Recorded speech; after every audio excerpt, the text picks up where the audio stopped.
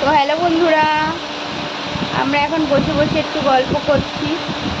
আর ওর চুলটা কি বেড়েছে, কাটতে বলছি। তো বলছে পুজোর আগে একবারে কাটবে। তো কাটবে হলো মহালয়ার পরে।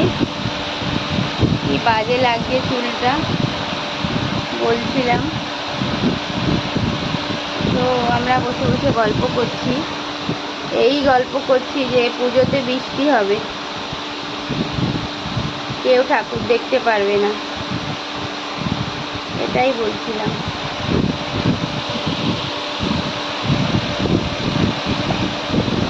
ভিডিও করছি, চুলে হাত, মাথায় হাত।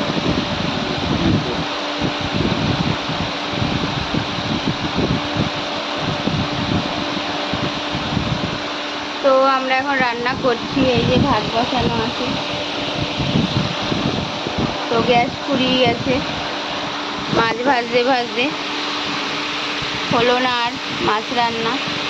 তো আলু সিদ্ধ আর ডাল সিদ্ধ খেতে হবে, কি করা যাবে, গ্যাস নেই, কালকে গ্যাস দিয়ে যাবে তারপরে। তো টাটা,